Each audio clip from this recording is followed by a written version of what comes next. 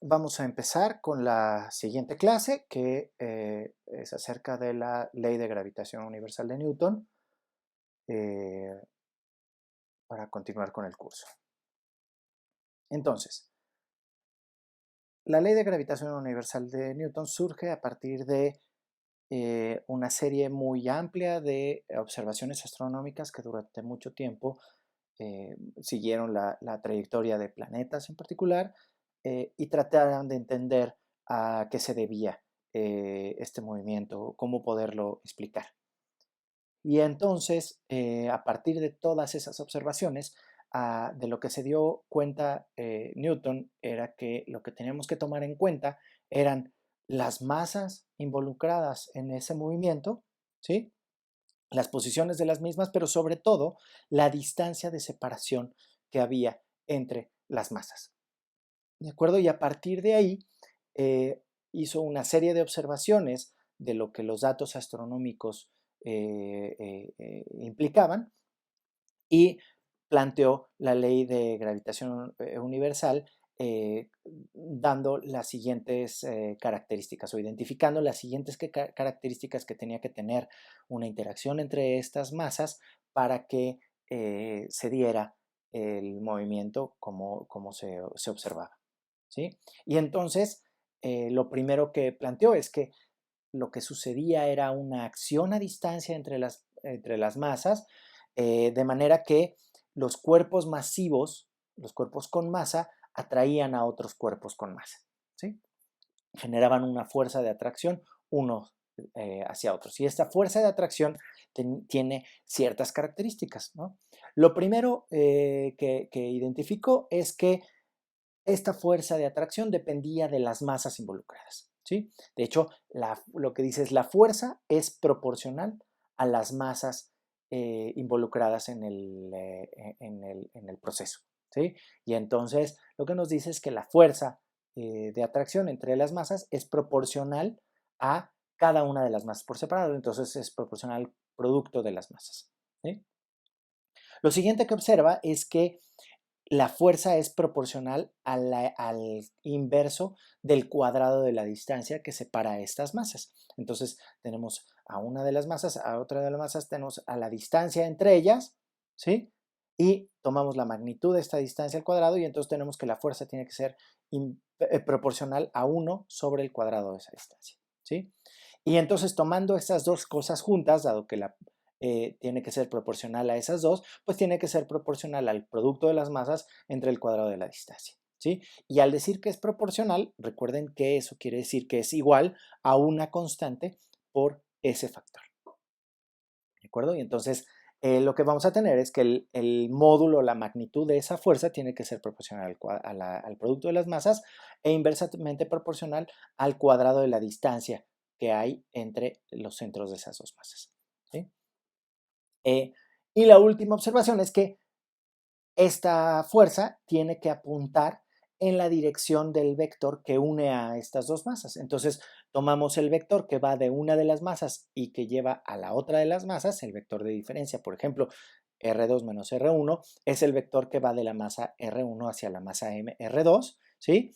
Y entonces, esta fuerza tiene que ir a lo largo de esa dirección. Pero como la magnitud ya la dimos por esto, esta magnitud, esta dirección la tenemos que dar de manera unitaria para que no modifique esta magnitud. Entonces lo que necesitamos es el vector de dirección que va a de una de las masas hacia la otra entre la magnitud de esa distancia, ¿sí? Y entonces lo que tenemos es el vector unitario que apunta de la masa M1 hacia la masa M2, ¿sí? Y entonces cuando ponemos todo eso junto, construimos la ley de gravitación, ¿sí?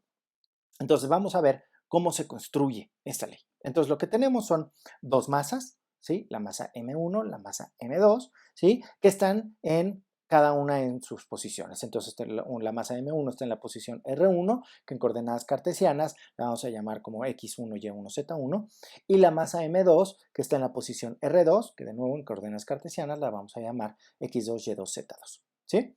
Y lo otro que necesitamos entonces es este vector de distancia que va de una de las masas hacia la otra. En el particular, escogemos el vector de dirección que va de la masa R1, M1 hasta la masa M2. Entonces el vector que va de R1 a R2, y entonces es el vector de diferencia R2 menos R1. Es el punto final menos el punto inicial de ese vector. Es el vector que va de M1 hacia M2, es el punto final es M2, el punto inicial es M1, entonces es R2 menos R1. ¿Sí? Ya que tenemos ese vector de distancia que une a las dos masas, pues lo que necesitamos es sacar su magnitud. Entonces, pues primero sacamos el vector como la diferencia de las coordenadas y luego sacamos su magnitud. Entonces obtenemos el vector de distancia que hay entre M1 y M2. Y lo otro que necesitamos es el vector de dirección, ¿sí? Y entonces tenemos el vector de dirección que va, el vector unitario que va de R1 a R2, es este vector, era este vector, entre la magnitud que acabamos de sacar, tenemos el vector unitario. De manera que podemos construir este vector de fuerza que ejerce la masa M1 sobre la M2, por ejemplo, y entonces la M2 está sintiendo una fuerza F12 que apunta hacia la masa M1, ¿sí? ¿Y cómo lo construimos? Pues es proporcional, entonces es atractiva, entonces tiene este signo negativo, es proporcional, entonces tiene su constante de proporcionalidad, ¿sí? Es proporcional al producto de las masas, es inversamente proporcional al cuadrado de la distancia que hay entre estas dos masas, ¿sí? Y va en la dirección del vector unitario que apunta de una de las masas hacia la otra, ¿sí? A lo largo de la línea que une estas dos, ¿sí? Y entonces ahí tenemos de esta manera la construcción de la fuerza de gravitación universal de Newton a partir de las observaciones que hace Newton de las mediciones astronómicas que se realizaron durante mucho tiempo, en particular las que realizó Tycho Brahe. Entonces, ve las mediciones, ve el movimiento de los planetas y se da cuenta que hay una atracción gravitacional del Sol hacia los planetas, ¿sí? Y entonces, para que el movimiento de los planetas siga la trayectoria y cumpla las leyes de Kepler, lo vamos a ver más adelante, se tiene que cumplir estas características, ¿de acuerdo? Y entonces, si enunciamos la ley de Newton con base en estas observaciones, lo que nos dice es que hay una fuerza de atracción gravitacional de una masa sobre la otra, en particular la que siente la masa M2, la que es ejercida sobre la masa M2 debido a la presencia o ejercida por una masa M1, es directamente proporcional al producto de las dos masas, es inversamente proporcional al cuadrado de la distancia, R12 magnitud, que hay entre esas dos masas, ¿sí? Y apunta en la dirección de la línea que une a estas dos. En este caso, parametrizamos o identificamos a esa dirección como el vector unitario que va de la masa M1 a la M2. Entonces, el vector gorrito R12. ¿Sí? Y entonces la fuerza de gravitación de Newton se construye como la fuerza que ejerce la masa M1 sobre la 2, es el producto de las masas entre el inverso del cuadrado de la distancia en la dirección unitaria que va de R1 a R2, ¿de acuerdo? Y es este R gorrito 1, 2, ¿de acuerdo? Y es proporcional, es la constante de proporcionalidad y es atractiva, entonces tiene el signo negativo. Ahora, la constante de proporcionalidad la conocemos como la constante de gravitación universal, ¿sí? Y esa resulta ser una constante universal debido a que no importan las unidades que tomemos, ¿sí? Lo que importa es que hay un factor ahí que nos está diciendo cómo es que están interactuando las masas. Y esto resulta ser un elemento que nos da información acerca de la construcción del universo mismo, ¿sí? Obviamente, con las unidades, dependiendo de las unidades que tomemos, el valor numérico que aparezca aquí va a ser distinto, porque estas unidades nos están diciendo con base en qué estamos midiendo ese número, ¿sí? Pero lo que es importante es que el número no es tanto lo importante, sino que nos está diciendo que esta estructura se cumple, que sí hay una proporcionalidad entre este factor y la fuerza de interacción entre las masas. Eh, Obviamente estas unidades tienen que coincidir con los productos que están aquí y deben de cumplir la igualdad para que esto en particular esté dado en newtons, si es que esto lo estamos dando en el sistema internacional. Este es un ejercicio que ustedes pueden realizar en casa y verificar las unidades de la constante de gravitación universal. Pero lo que es importante detrás de esta constante es que es una constante que nos está hablando de la estructura gravitacional del universo. ¿Sí? Okay. Un pequeño paréntesis acerca de notación y de en qué orden vamos a tomar los subíndices en esta expresión de la fuerza. Y entonces, para que nos pongamos de acuerdo acerca de qué significa esta fuerza que estamos escribiendo, dado que es intercambiable el uso de estos subíndices, tenemos al menos que decir, para podernos comunicar bien, decir a qué se refiere el primer subíndice y a qué se refiere el segundo subíndice. Y entonces la no convención que vamos a hacer es que en la expresión de la fuerza vamos a utilizar el primer subíndice para denotar a la masa que ejerce la fuerza, ¿sí? Y el segundo subíndice como el que identifica a la masa que siente o sobre la que está siendo ejercida esa fuerza. ¿De acuerdo? Y entonces esta fuerza, ¿cómo la leemos? La leemos como la fuerza que ejerce la masa M1 sobre la masa M2. ¿De acuerdo? Esto es únicamente una cuestión de notación y haciéndolo, ¿por qué elegimos esta notación? Poniéndolo de esa manera, podemos pensar que si ponemos un sistema de referencia de coordenadas en la posición de la masa M1, ¿sí? La dirección de esta fuerza va a apuntar siempre a partir de esa masa hacia afuera, ¿sí? Y nada más que como se trata de una fuerza atractiva, es decir, la fuerza debe de estar apuntando hacia este origen de coordenadas, entonces necesitamos el signo negativo. Entonces ahí nos queda claro que es una fuerza atractiva, ¿sí? Y que tiene esta característica de que apunta de una masa hacia la otra, ¿sí?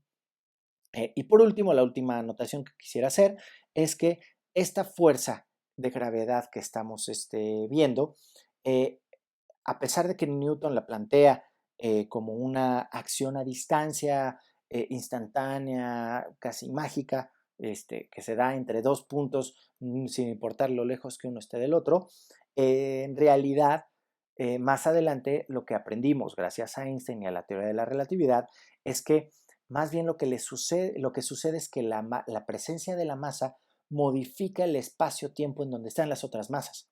¿Sí? Genera una curvatura del espacio-tiempo en la cual las otras masas caen, están cayendo constantemente en esta curvatura generada por la otra masa. ¿De acuerdo? Entonces es una cuestión de interpretación, pero lo que nos quita Einstein al dar esta interpretación de la modificación del espacio-tiempo es que, en primer lugar, no es una acción mágica a distancia, sino que al poner o al aparecer, si lo quieren ver así, seguir con la magia, aparece una masa en algún punto del espacio o hay una perturbación de tipo gravitacional en un punto del espacio, pues esta perturbación va a viajar a lo largo del espacio-tiempo como una modificación. Y estas son las podemos pensar como las ondas gravitacionales que hace poco fueron descubiertas. Y entonces ya no es una acción mágica instantánea entre dos puntos cualquiera del espacio, sino que es una perturbación en un punto que viaja en el espacio-tiempo. Resulta que viaja a la velocidad de la luz, es una característica fundamental del universo. Parece ser que viaja a la velocidad de la luz, pero esa perturbación viaja y hasta que no alcance a la posición de la segunda masa no se va a enterar de que algo sucedió en ese primer punto.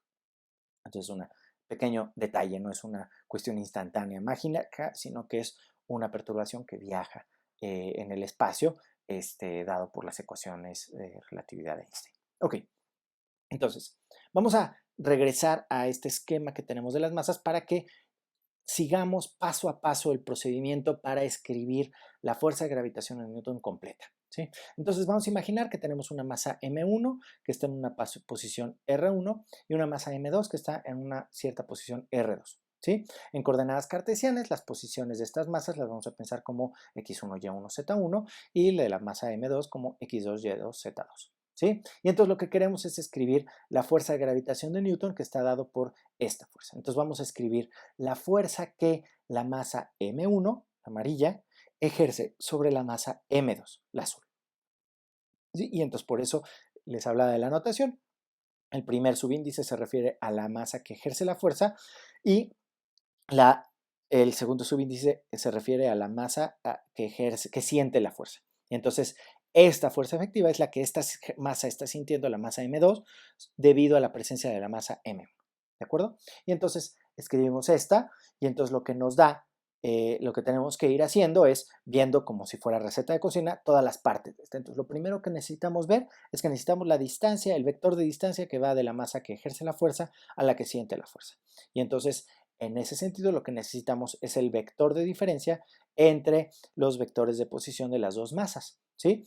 ¿En qué orden? Pues bueno, es el punto final, ¿sí? La masa 2 menos punto inicial. Tiene que ser el vector de dirección que va de la masa que ejerce la fuerza hacia la que siente la fuerza. Y entonces es punto final menos punto inicial, R2 menos R1, que en coordenadas cartesianas es la diferencia de las coordenadas, ¿de acuerdo? Y después lo que nos dice esta fórmula es que necesitamos el cuadrado de la distancia. Entonces necesitamos primero que nada saber la distancia, la magnitud de esta distancia. Entonces sacamos la magnitud de este vector de diferencia de estos otros dos vectores, y entonces lo que tenemos es la raíz cuadrada de la diferencia del cuadrado de las diferencias de cada una de las coordenadas y todos sumados. ¿De acuerdo? Es la magnitud, tal cual como sabemos. Ahora, ya tenemos esta dirección, entonces ahora lo que necesitamos saber es cuál es este vector unitario que va de la masa que ejerce la fuerza a la que siente la fuerza. Y entonces lo que tenemos es el vector unitario que va de la masa M1 hacia la masa M2, no es otra cosa más que el vector que va de la masa M1 a la de la M1 a la M2 entre la magnitud de ese vector, ¿sí? Para sacar el vector unitario que apunta en esa dirección. Y entonces lo que tenemos que hacer es tomar ese vector que habíamos sacado, x2 menos x1, y2 menos y1, z2 menos z1, entre su magnitud. ¿De acuerdo?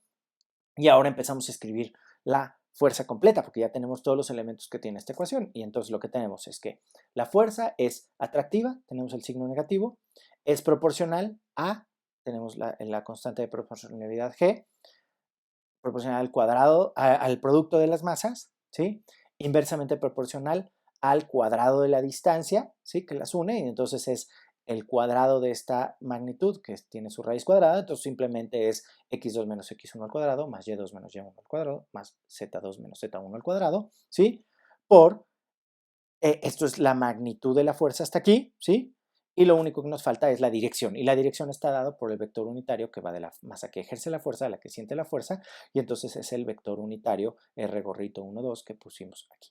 ¿Sí? Y entonces es este. Y está escrita en coordenadas cartesianas la fuerza que ejerce la masa M1 sobre la masa M2. ¿De acuerdo? Esto es lo que sucede entre dos masas en el espacio. Lo que le sucede a una masa debido a una masa M2 en este caso, debido a la presencia de una masa M1. ¿De acuerdo?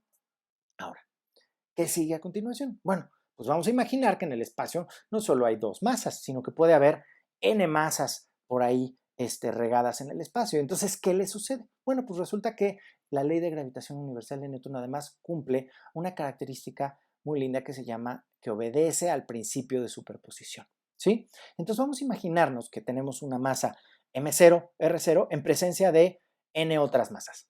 ¿Sí? Y entonces, ¿qué es lo que ¿cómo sabemos cuál es la fuerza total que está sintiendo esta masa M0, que está en la posición R0, debido a la presencia de todas las otras masas? Entonces, lo que nos dice el principio de superposición es que a cada una de las fuerzas por separado no le preocupa, no le importa, no depende de la presencia de las otras masas, sino que podemos entonces sumar la fuerza que ejerce una de las masas sobre esta y luego sobre la otra sobre esta masa M0, otra masa sobre esta M0 y sumarlas todas y nos va a dar la fuerza total neta que siente M0. Nada más tenemos que hacer la suma vectorial de todas las fuerzas. Es decir, si queremos saber la fuerza total sobre la masa M0, ¿sí? Esto va a ser igual a una sumatoria en donde el primer término de esa sumatoria va a ser menos porque es atractiva, G porque es proporcional, el producto de la masa M1 por la masa M2, entonces estamos viendo cuál es la fuerza que la masa M1 ejerce sobre la masa M0, ¿sí? Entre el cuadrado de la distancia que hay entre la masa M0 y la masa, o la masa M1 y la masa M0, ¿sí? Y esto va en la dirección del vector unitario que apunta de la masa R1 hacia la masa R0, o sea, M0, ¿de acuerdo? Y luego, pues vamos a ver lo que hace la masa M2 sobre la M0. Entonces la M2 digamos que es esta de acá, que está en R2, y entonces lo que necesitamos es ahora el término que necesitamos es la masa, la fuerza que la masa M2 ejerce sobre la M0. Entonces es proporcional al producto de las masas entre el cuadrado de la distancia, que da de la R2 a la R0, ¿sí? Al cuadrado, ¿sí? Y en la dirección del vector que va de la R2 a la R0 y con su signo negativo porque es atractiva. ¿De acuerdo? Entonces la fuerza que esta masa está sintiendo debido a la presencia de la 2, ¿sí? Y así seguimos con la R3, con la R4, con la R5, con la R6, con la R7, etcétera, etcétera, en donde pues vamos a hacer la suma, esto debería ser 0 aquí, pero es MK, M0, ¿sí?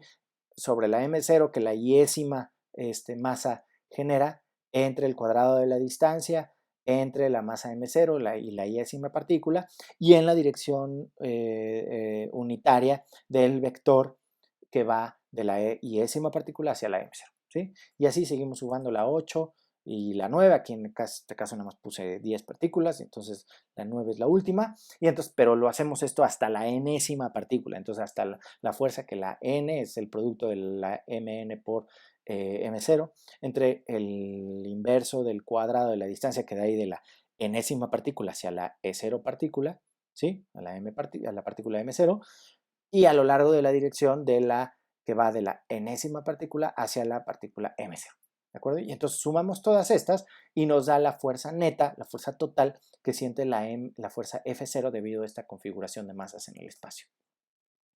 Y entonces, resumiendo, lo que es importante del principio de superposición es que la fuerza de atracción de que una masa cualquiera, la iésima, ejerce sobre una masa késima, no depende de las fuerzas que cualquiera de las otras masas que pueden estar presentes ejercen sobre la késima partícula, sobre esa misma partícula, sino que podemos sumarlas todas por separado. Entonces sumamos la fuerza que, para ver cuál es la fuerza total sobre la késima partícula, tenemos que sumar la que ejerce la 1 sobre la K, la 2 sobre la K, más la 3, la Y sobre la K, la N sobre la K,